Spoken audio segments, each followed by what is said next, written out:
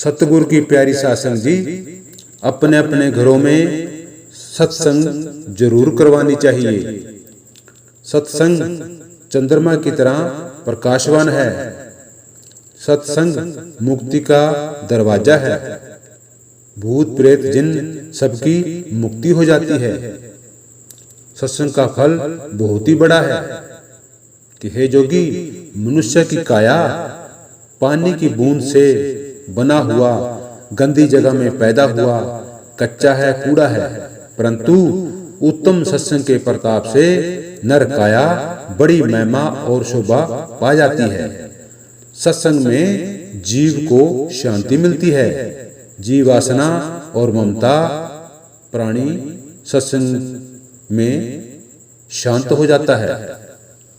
ज्ञान अज्ञान में किए हुए पाप सत्संग में शांत होते हैं, परंतु सत्संग में भगवान की चर्चा कीर्तन करते हुए जो जीव आपस में बातचीत करते हैं और गृहस्थी बातें करते हैं, वह पाप के पुतले हैं, दंड भोगते हैं। वह कलयुग का बकरा है, कोआ है, गंदगी में चोंच मारता है। वह अपनी आदतें नहीं छोड़ता।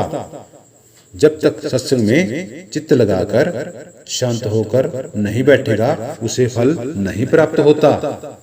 इसीलिए हे मूर्ख, सत्संग में शांत होकर बैठने से आपके तन के पाप धुपते हैं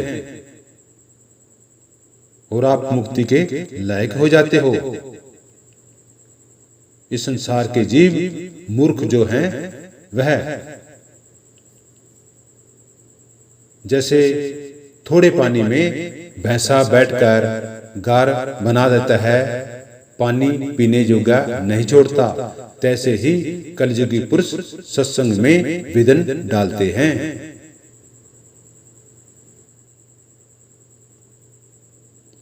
एक रात भर की सत्संग को करोड़ों जग भी नहीं पहुंचेंगे। भगवान का वचन है कि सत्संग सत्य है, जीव की उत्तम गति है। जिस घर 12 मासी 5 रात सत्संग होती है, वह घर भूमि वैकुंठ की सिर मोड़ बन जाता है। फिर जिस घर में 1 मास में 6 सत्संग करेंगे, वह घर मुक्ति का द्वार है। वहां के मनुष्य देवता के समान हो जाते हैं। भगवान के निमित्त सत्संग तो सब दिनों मुक्ति देने वाली है, परंतु अमावस 1 बीज 2 पंचम 3 एकादशी 4 14 पांचम पूर्णमासी व 6 कलयुग का धर्म है। जो प्राणी सत्संग करवाता है, वह मुक्ति के लायक होता है। जैसे भारतखंड को पवित्र करने को और हिंदू धर्म को सिद्ध करने वाले जोगी सत्संग में जागे हैं। सत्संग में प्रेम भरी वाणी जो गाते हैं, वह भगवान उससे राजी होते हैं, खुश होते हैं। जिस घर लड़का या लड़की उत्पन्न हुआ है, वहां 3 गुणों का नरदेव उत्पन्न हुआ है।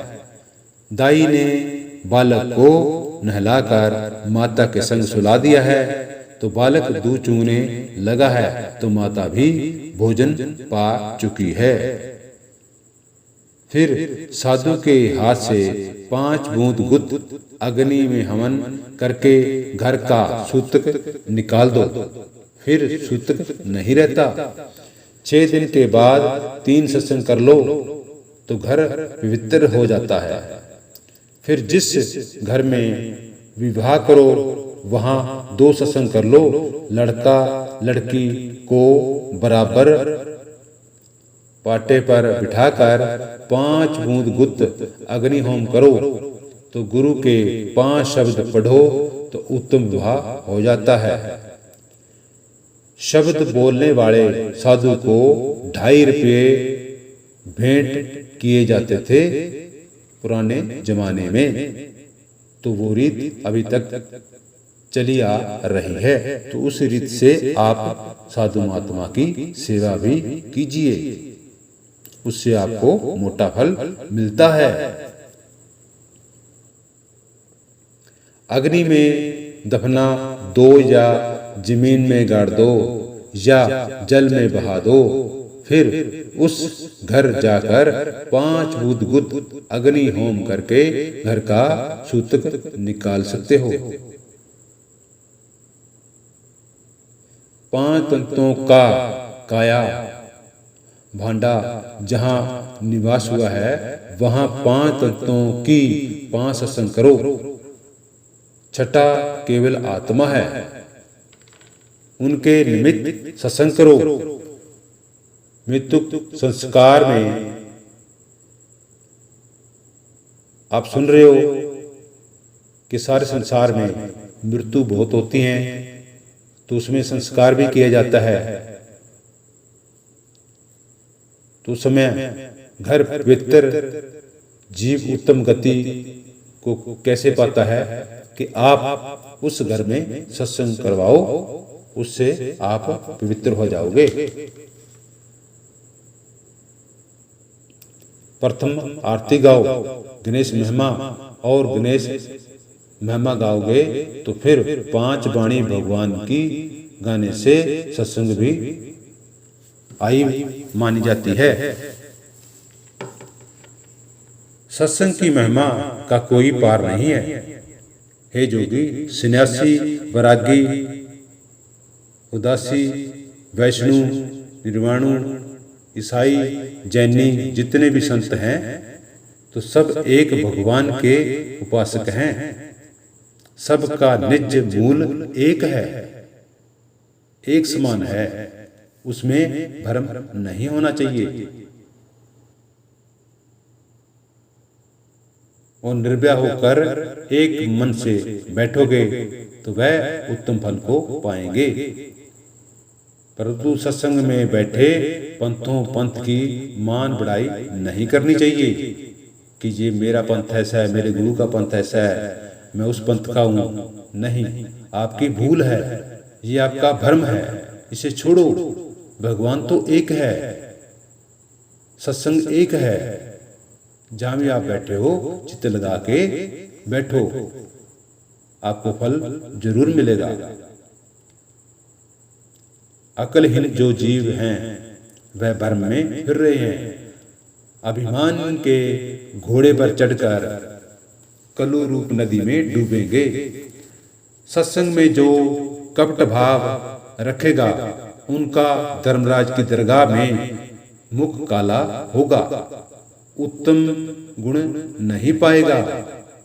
सब एक मन से होकर भगवान के भजन में बैठोगे तो एक मत और एक पंथ करोगे, तभी प्रभु कर्ता पुरुष तुम्हारा भला करेगा। संसार रूपी दुखी समुद्र से पार पुगने का पुल सत्संग है। परंतु सब संतों से जो छोटा होकर चढ़ेगा वह हंस ऊंचे पद को पाएगा। सर्व सुखों की खान भगवान की निज भक्ति है। परंतु अपनी काया में केवल आत्मा देव को खोजो, उसे पाओगे। जहां तुम सत्संग में बैठे हो मौका फिर नहीं मिलेगा। अभी मौका है कि सत्संग में जो बैठेगा तो वह 1 घड़ी 2 घड़ी उत्तम पद सुख में समाएगा। जैसे अंधेरे घर में दीपक से प्रकाशवान किया जाता है, तैसे ही सत्संग एक प्रकाशवान है। परंतु जो सच्चे मन से और सच्चे तन से घड़ी दो घड़ी बैठता है, उस प्राणी के पाप धुल जाते हैं। देवों और देवियों में जो देखा है कि उनके गुण गाए जा रहे हैं,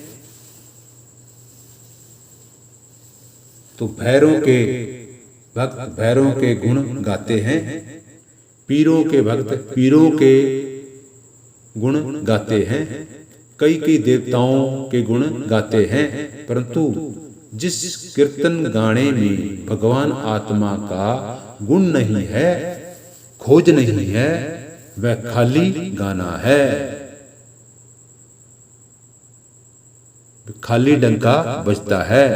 जिस गाने में भगवान आत्मा की महिमा उपासना नहीं है, वह गायन